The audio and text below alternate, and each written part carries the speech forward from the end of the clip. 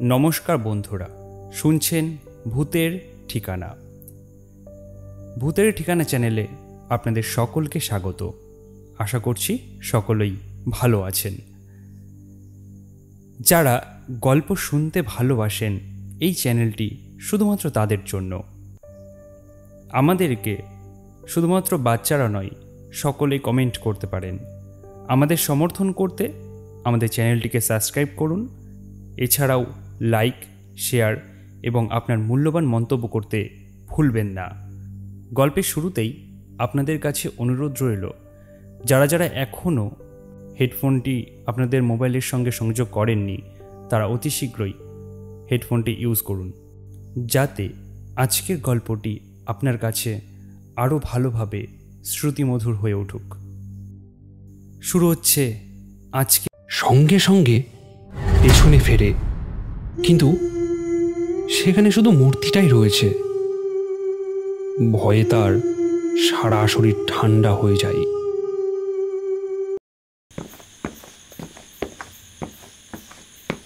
রতন দোকানের কর্মচারী।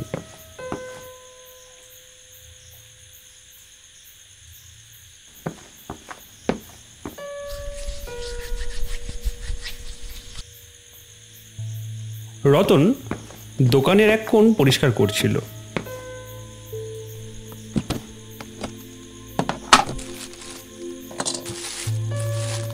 হঠাৎ তার চোখ পড়ে নতুন আনা মূর্তিটার দিকে।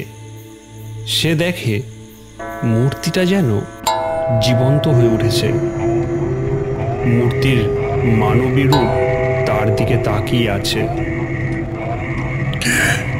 কে ওখানে? দেবী মূর্তির ছায়াটা নড়ে ওঠে। এক শীতল নারী কণ্ঠ শোনা যায়। আমার খুব খিদে পেয়েছে, আমাকে খেতে দে, খেতে দে আমায়। কে আপনি? বাঁচাও, বাঁচাও, বাঁচাও! Hello friends, this is Sourav.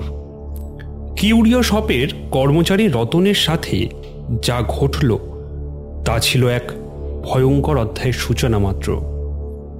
আর এই অধ্যায়ের কেন্দ্রে রয়েছে অতীন মুখার্জি, একজন সফল সেলস টিম লিডার এবং অ্যান্টিক জিনিসের পোকা। চলুন ফিরে যাই গল্পের শুরুতে। কংগ্রাচুলেশন অতীন, ইস্টার্ন জোনে তুমি সেরা কাজ করেছো। তোমাকে তো প্রমোশন দেওয়া হচ্ছে। কলকাতার অ্যাওয়ার্ড ফাংশনে কনফার্মেশন পেয়েই যাবে। Thank you sir, thank you so much. Atin office থেকে বেরিয়েই তার বন্ধু সুবেশকে ফোন করে। হ্যালো সুবেশ, আরে ভাই আজ পার্টি হবে। আরে দাঁড়া দাঁড়া বলছি, দারুণ একটা খবর আছে। আরে না রে, তুই ছাড়া এই শহরে আমার আর আছেটা কে? সন্ধ্যায় তোর দোকানে আসছি। ঠিক আছে।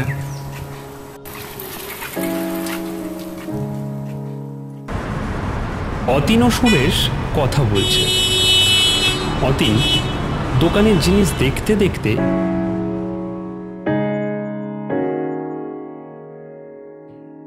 সেই অদ্ভুত মূর্তিটার সামনে এসে দাঁড়ায়।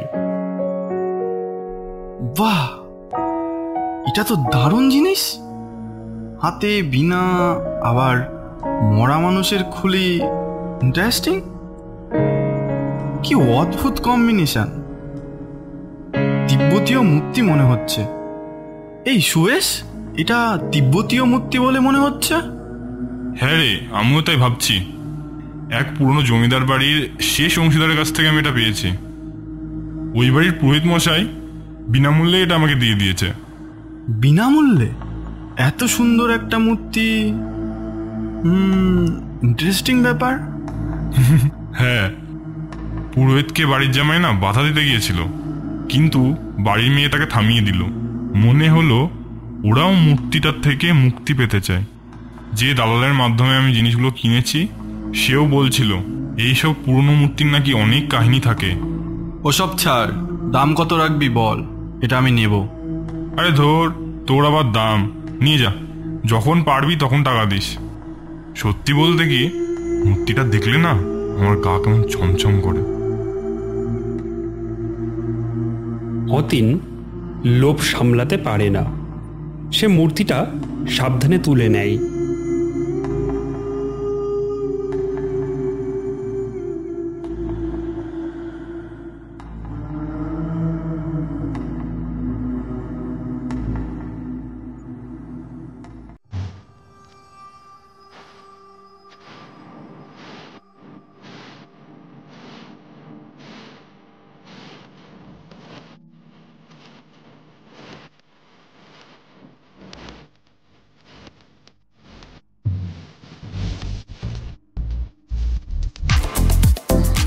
আমার খিদে পেয়েছে, আমার খিদে পেয়েছে, আমাকে খেতে দে, খেতে দে আমাকে। অতীন চমকে ওঠে। ঘোর কাটলে সে দেখতে পায় সব কিছু স্বাভাবিক, কিন্তু তার মনে একটা অস্বস্তি থেকে যায়। গভীর রাত, অতীন গাড়ি চালাচ্ছে। গাড়ির পেছনের সিটে সে মূর্তিটা রাখা।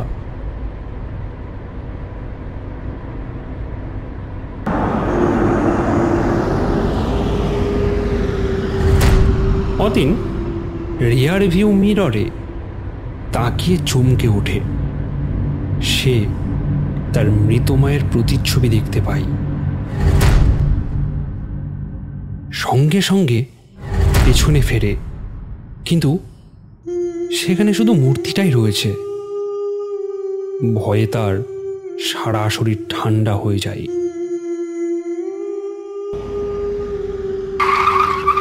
বাড়ি ফেরে অতীন। অতীন মূর্তিটা তার বসার ঘরে রাখে। ও মা, এ কেমন মূর্তি গো দাদা বাবু, দেখলেই গা ছমছম করে। পুষ্পদি। পুষ্পদি হলো তার বহুদিনের একটা কাজের লোক। তার মা চলে যাওয়ার পর থেকে সেই অতীনকে দেখাশোনা করে। ও তুমি বুঝবে না পুষ্পদি, এটা অমূল্য জিনিস। অতীন রাতের খাবার খেয়ে নিজের ঘরে ঘুমিয়ে পড়ে।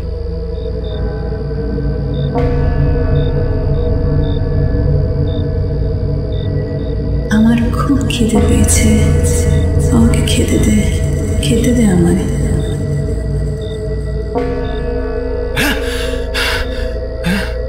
কি হলো? ও স্বপ্ন ছিল। অতীন ঘুম থেকে উঠে জল খেতে যায়। সে দেখে জলের জাগ থেকে জলের বদলে রক্ত পড়ছে। এ কি রক্ত? রক্ত কোথা থেকে এলো? বাবা, আতিন। মা, তুমি এখানে? দেবীকে খেতে দে বাবা, তবে আমার খিদে মিটবে। তার আবার ঘুম ভাঙে। উফ, এটাও স্বপ্ন ছিল? কি হচ্ছে আমার সঙ্গে এটা? মাথাটা খুব ধরেছে। অতীন চিৎকার করে ওঠে। সে দেখে জলের গ্লাস নিচে পড়ে আছে, আর ভিজে মেঝেতে একটা নারীর পায়ের ছাপ ধীরে ধীরে মিলিয়ে যাচ্ছে।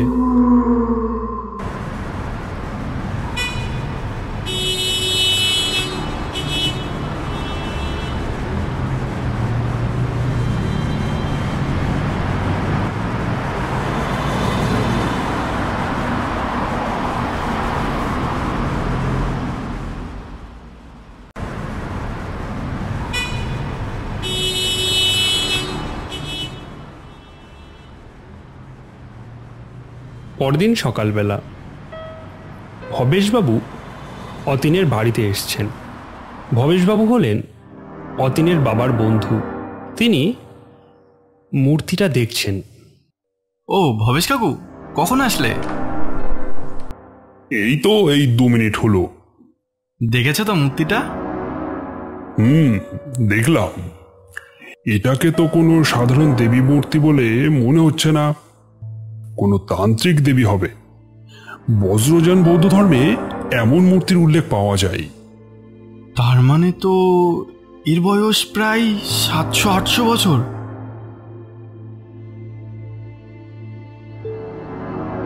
অতীন মূর্তির সামনে কিছু ফুল রাখে।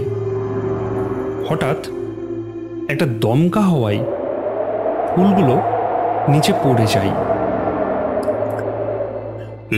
এই এসব কি করছিস? নিয়ম না জেনে কোনো দেবদেবীর পূজা করতে নেই, না হলে দেবদেবী কুপিত হন। এর ফল খুব একটা ভালো হয় না। আমি এক কালী মন্দিরের পুরোহিতকে নিয়ে আসবো।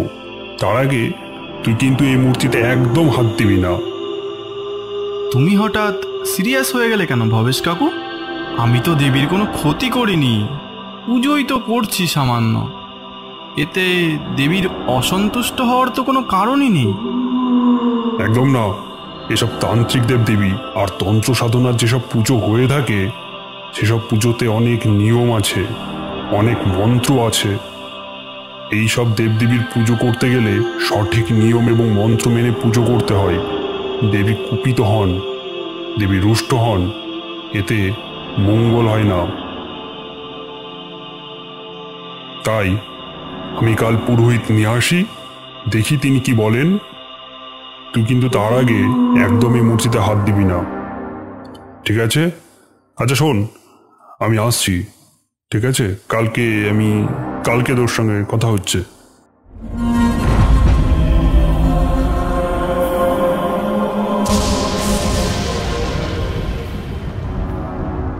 অতীন অ্যাওয়ার্ড ফাংশনে এসছে। সময় তখন রাত 9টা। স্টেজ সাজানো। অতীন অস্থিরভাবে বসে আছে।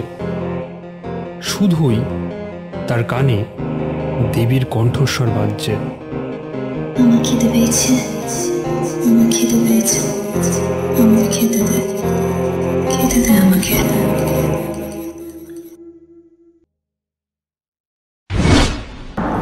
অতীন ডিনারের প্যাকেটটা নিয়ে বাড়ির দিকে রওনা হয়।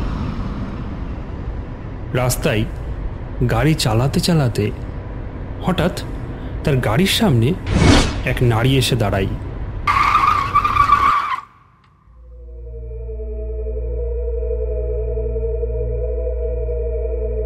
আমার খুব খিদে পেয়েছে, অনেকদিন কিছু খাইনি, আমায় খেতে দেবে? মেয়েটির মুখে খিদের কথা শুনে অতীনের দেবীর কথা মনে পড়ে যায়। সে তার ডিনারের প্যাকেটটা মেয়েটিকে দিয়ে দেয়। আমার কেউ নেই জানো, আমাকে তোমার সাথে নিয়ে চলো। আচ্ছা ঠিক আছে, তুমি কেঁদো না, চলো। অতীন মেয়েটাকে গাড়িতে তুলে নেয়। কিছু সময় পরে অতীন তার বাড়িতে এসে পৌঁছায়। পুষ্পাদি, পুষ্পাদি, গেটটা খোলো। পুষ্পাদি দরজাটা খুলে অতীনের সঙ্গে একটা অচেনা মেয়েকে দেখে অবাক হয়ে যায়। আপনি কাকে তুলে এনেছেন দাদা বাবু?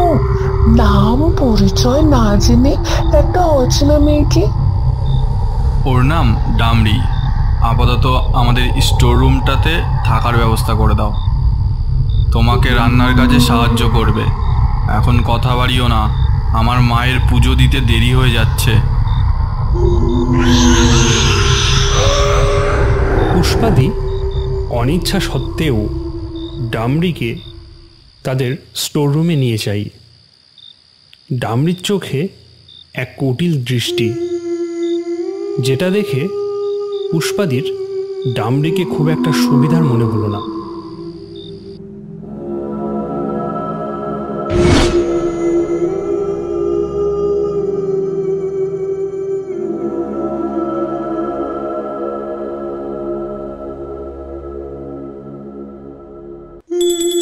অতীন ওই দেবী মূর্তির পুজো করতে লাগলো। এদিকে হঠাৎ লোডশেডিং হল। পুষ্পাদি হাতড়ে হাতড়ে একটা মোমবাতি জ্বালায়। মোমবাতিটি নিয়ে পুষ্পাদি সামনে এগোতে যাবেই হঠাৎ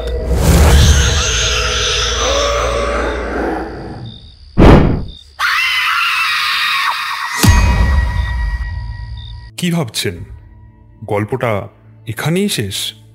না, একদমই নয়। অতীন কাকে বাড়িতে নিয়ে এলো? সে কি এক পিশাচ? আর ভবেশ কাকুর এত বারণ করা সত্ত্বেও কেন অতীন দেবীর পুজো দিল? আর পুষ্পাদির কি হলো শেষমেশ? জানতে হলে দেখতে থাকুন এই গল্পের নেক্সট চ্যাপ্টার, শুধুমাত্র গল্প ভৌতিক অ্যানিমেশনে।